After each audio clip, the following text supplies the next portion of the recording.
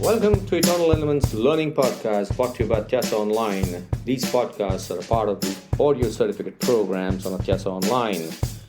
You're free to take these podcasts on your desired portal also, should you only wish to learn on the go. Thank you so much for engaging on these podcasts, and you can connect with the author on LinkedIn, Twitter, and Facebook.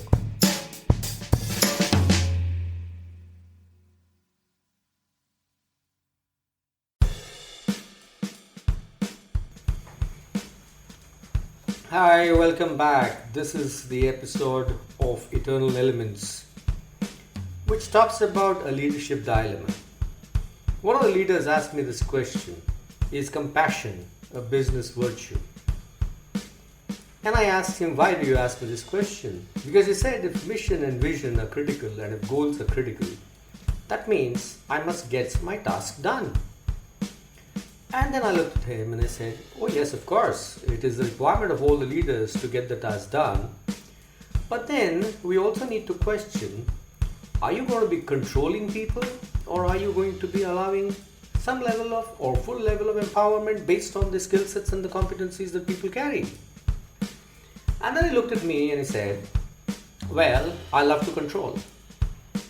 And I said, if you love to control, let's try and figure out as to how compassion and warmth versus competence could create a dilemma. The competence is a masculine feature which is highly task-oriented, whereas compassion and warmth is feminine. So it's a combination of the yin and the yang. And yin and the yang have to go together, because either a yin or a yang does not create any unison of goal. Now let's understand how do leaders function, and then we got into this conversation. And then I said, alright, let's look at a leader who has no warmth and no competence. What would happen? Now if the leader does not have compassion and competence, obviously nobody's going to get along with the leader. He'll have no respect. I said, let's look at a leader who's extremely high in competence but has nothing to do with compassion in life. In fact, he's acting as a tyrant, if not a butcher. And then he looked at me and he said, probably because that's where he was, he looked at me and said, oh well, but that's how tasks get done. I said, yeah, sure, the task does get done. But do you think people's brain or the neural pathways operate at an optimal level? Because under the situation of threat or a feeling of distress, the brain isn't going to function to its peak. Neuroscience of leadership says that if the brain has to operate in its full capacity, people must enjoy the work.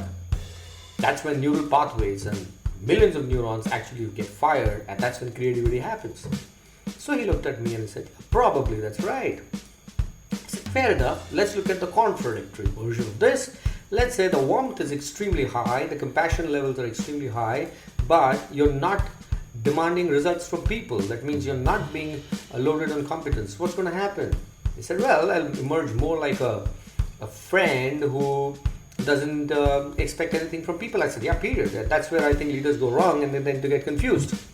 Now, if we were to load compassion as well as competence together, what would happen?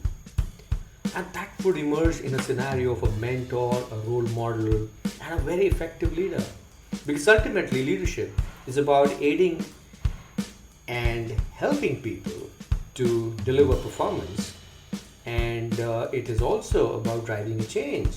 So if you're aiding and supporting performance and you want to drive change as a leader, then obviously you can't do it alone. You need people. And if you need people, people must get along with you. And if people have to get along with you, they're surely going to look at either they bond with you or they don't bond with you. And if they don't bond with you and you're a very competent person, they're not going to respect you. But if you bond and you have the capability and the competence within you, and if the team looks at you as a role model, that would be a phenomenal proposition. And then we just sat down together and we had stories and stories and stories of when every time he loaded compassion and worked on problems with the team actually had a very creative conflict, but the conflicts got resolved easily and the team was able to create very superior results.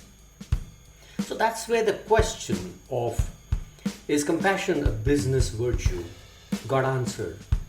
If you're being successful in the market, you're actually being compassionate with your customers, because until and unless you are compassionately connecting with the needs of the customer, how would you ever innovate? If you don't compassionately connect with your teams, how would the teams ever work with you? So, if the attrition levels are high or if the teams aren't delivering results, there's surely a problem somewhere between the yin and the yang. There is an imbalance of yin and the yang. So, think about it. Look at your leadership style. Check it out whether the yin and the yang of the competence versus the compassion, how are they working in your life? And if there is a balance, you're done. Because then you can practice your vision, mission to a complete extent. I mean, there is absolutely no limitation then, right? Good. So thank you very much. This is Niket Karajagi from Atyasa Online for Eternal Elements signing off. I'll see you in the next podcast.